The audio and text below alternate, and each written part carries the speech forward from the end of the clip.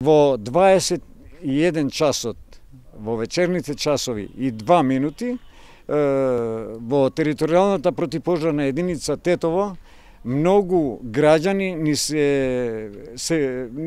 пријавија дека во модуларниот ковид центар при клиничкиот центар Тетово, значи избувнал пожар, значи излезено е со 3 противпожарни возила и со 16 пожарникари.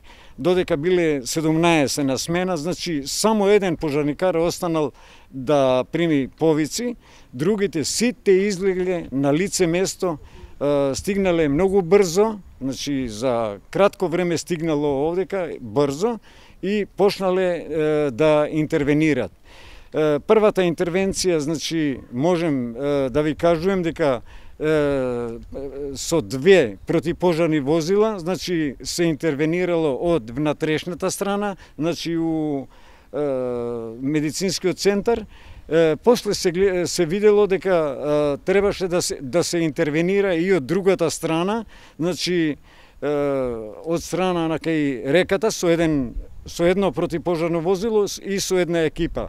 Бидејќи тука требаше да се работи за да се гаси пожарот, но исто време и да се направи евакуација на луѓето или па болните што прележеле тука, што биле прележани у ковид центарот. Нашата работа и нашата професија тоа секогаш го зема предвид, бидејќи овој пожар што избувнал во модуларниот ковид центар можеше, значи пламените јазици беа толку големи што можеше да се фати и некој друг објект, тогаш штетата би била уште поголема, значи сме дајале све од себе, значи максимумот сме го дајале, само да не пламените јазици да не се прошират и да можеме да извадиме што повише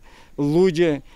Во тие моменти ние не сме виделе и не сме мислеле дали ваѓаме живи или да не речем мртви, значи колку што сме могле, толку сме извадиле, но треба да нагласим овдека дека и многу граѓани, па и од лекарите ни дадоа многу помош за да ги евакуираме тие луѓе што биле прележани у модуларниот ковид центар. У модуларниот ковид центарот постојат и имат боци, значи со кислород. Боците со кислород тие од голема температура, при голема температура, еве како што се догоди синојка, значи експлодират. Но да ви кажем дека кислородот се знае дека не гори, само експлозија прави, но помага на проширување на пламените јазици. Значи, моравме тука да бидеме предпазливи и кај боците кога експлодират. Значи, немавме таков